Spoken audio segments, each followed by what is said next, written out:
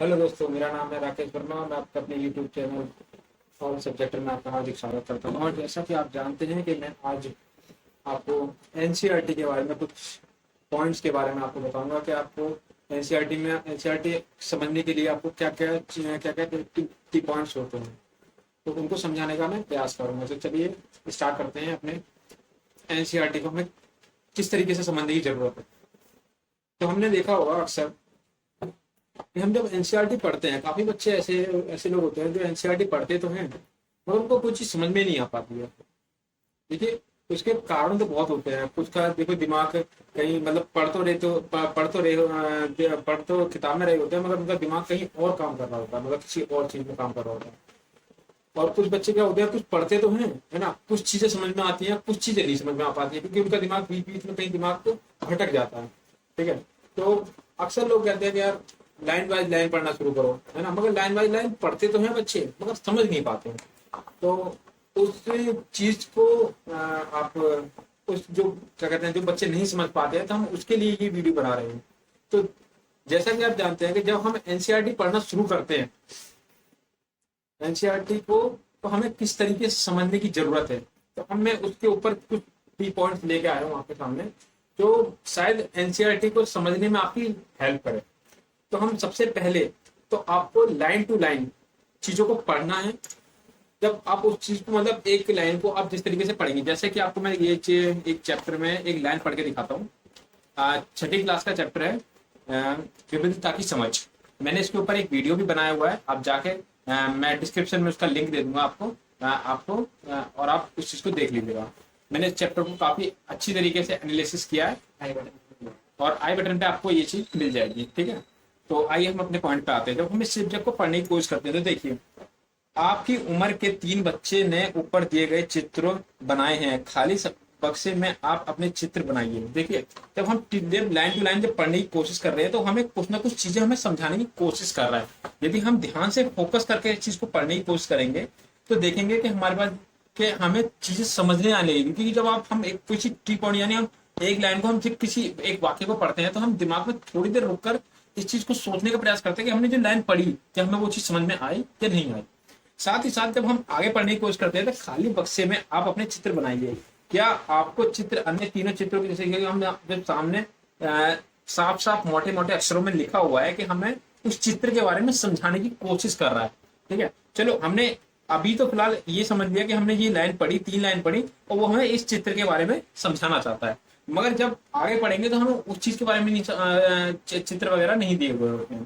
तो हम क्या करते हैं कि उन चीजों को आप पढ़ें तो अपने दिमाग में ही एक अलग से एक इमेजनरी, दिमाग में एक जो इमेज होती है उस तरीके से बनाने की कोशिश करें।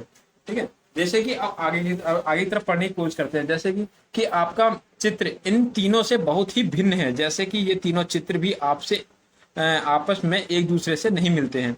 ऐसा इसलिए है क्योंकि आपका सबका चित्र करने का, मतलब चित्रकारी करने का अपना अपना एक तरीका होता है। जिस तरह हमारी चित्रकारी में भिन्नता है, उसी तरह हमारे रूप रूप और खान पान में आदि में भिन्नता है। तो देखा आपने कि जब हमने इस पैराग्राफ को पढ़ने की कोशिश की, तो हमने ये पूरा एनालिसिस, जो हमारे पास पूरा पैराग्राफ है, ये सब केवल इन चित्रों के बारे में ही बातचीत कर रहा है।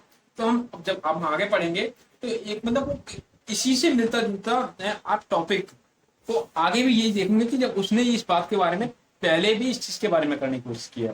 ठीक है।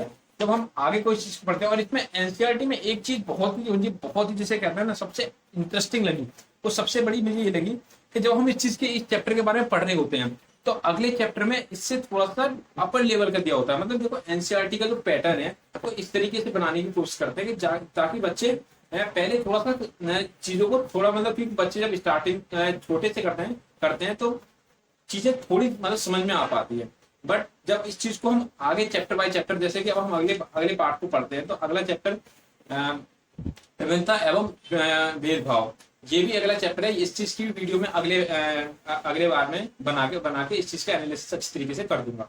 साथ ही साथ जब हम अपने पॉइंट पे आते हैं, तो जब हम किसी पॉइंट को पढ़ते हैं, जैसे कि अब इसमें काफी ऐसे पॉइंट दे रखे होते हैं जो बीच में, कि इसमें ये भी कह रखा होता है कि इस चैप्टर को हम अगले चैप्टर में इसको और विस्तार से समझने की कोशिश करते हैं। क्योंकि देखो, चैप्टर देखो, हर चीज छोटी तरीके से इसलिए बनाई जाती है क्योंकि बच्चा अच्छी तरीके से समझ जाए और इस चीज को अच्छी तरीके से दिमाग में, मतलब दिमाग में रख के इस चीज के बारे में एनालिसिस करने की कोशिश करें। और साथ ही साथ जब हम इस चीज के बारे में पढ़ना शुरू करते हैं तो देखते हैं कि हमारे पास काफी चीजें होती हैं, और हम खासकर ये है कि इन चीजों को हम नोट्स नहीं बना पाते हैं।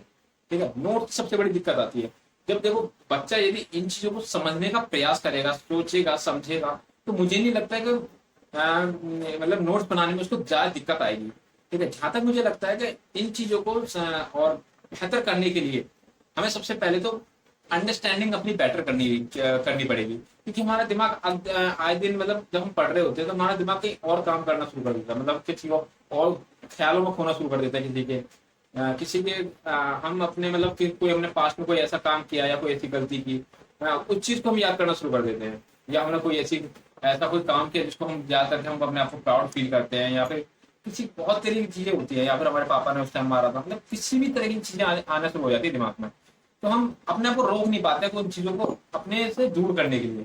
तो अक्सर कहते हैं कि हमारा जो 1 घंटे से मतलब केवल 45 मिनट, 1 घंटे में केवल 45 मिनट ही हमारा जो माइंड बिल्कुल एक जगह पर सेटअप कर सकते हैं, मगर जब बच्चा चाहे तो। क्योंकि एनसीईआरटी जब होता है, ऐसे अक्सर ज्यादा बहुत बच्चे कहते होंगे कि यार एनसीईआरटी के जो शब्द होते हैं थोड़े से डिफिकल्ट होते हैं, या फिर समझ नहीं आ पाती है इसकी लैंग्वेज कैसी होती है। बट यदि हम चाहें, यदि हम इसको सही तरीके से फोकस करके हम इसको पढ़ने की कोशिश करें ना, तो चीजें एक दूसरे से पैराग्राफ से लिंक होती हैं। आप कभी पढ़ने की कोशिश करना, और दूसरी बात जब आप अगले चैप्टर में जाएंगे, जब कोई चीज आपको दे रखी होती है उसको हम थोड़ा सा कम, इस चीज को कम चीजें मतलब चीजें थोड़ी सी उस चीज के बारे में कम समझाई गई होती है, मगर अगले चैप्टर में उस चीज को मतलब उसी का इंटरलिंकिंग कर दिया जाता है, मतलब अगले चैप्टर को कर दिया जाता है, जैसे कि आप समझ सकते हैं। और हम एनसीईआरटी में और भी टी पॉइंट जानने का प्रयास करते हैं कि हम एनसीईआरटी को और किन किन चीजों से समझने की प्रयास कर सकते हैं। साथ ही साथ हम जब देखते हैं कि एनसीईआरटी को जब हम, क्योंकि इसमें चित्र थोड़े कम दिए गए होते हैं, चीजें ज्यादा मतलब कुछ इसमें ऐसे शब्द भी होते हैं जो हमें मतलब थोड़े डिफिकल्ट टाइप में होते हैं सब, तो जो कि हमें कुछ समझाने की प्रयास कर रहे होते हैं। क्योंकि स्टार्टिंग में जब आप छठी क्लास से पढ़ना स्टार्ट करोगे, खासकर अक्सर अब ज्यादातर जो एनसीईआरटी का जो क्रेज चल रहा है वो खासकर यूपीएससी में कुछ ज्यादा चलने लगा है, क्योंकि इस चीज में, इस यूपीएससी में एनसीईआरटी की इतनी डिमांड होने लगी है 6 to 12 की, इसका कोई जवाब नहीं। और साथ ही साथ यार ऐसी बात नहीं है, एनसीईआरटी पढ़ना भी जरूरी होता है, क्योंकि ये हमारी बेसिक और हमारी अंडरस्टैंडिंग को और मजबूत करने की कोशिश करता है। और साथ ही साथ जब आप लाइन टू लाइन पढ़ना शुरू करोगे तो आपकी क्या चीजें होती है, कुछ ऐसी चीजें होती हैं जो आपको मतलब एक अलग ही दिशा में लेके जाती है। जब आप देखते हैं कि हम लाइन टू लाइन पढ़ने की कोशिश करते हैं और उसके मतलब आपस में कनेक्टिविटी करने की कोशिश करते हैं, कि आप आपस में चीजों को जोड़ने का प्रयास करते हैं। क्योंकि एनसीईआरटी जब अपने किसी भी टॉपिक के बारे में जब बता रही होती है तो आपस में कुछ ना कुछ लिंक दे रखा होता है। ठीक है, और जब हम इन चीजों के बारे में अच्छी तरीके से एनालिसिस करना शुरू कर देंगे, समझना शुरू कर देंगे, तो हम अच्छी तरीके से स्मार्ट नोट बना सकते हैं। और साथ ही साथ हम इसकी मतलब जो हमारी बेसिक अंडरस्टैंडिंग होती है ना,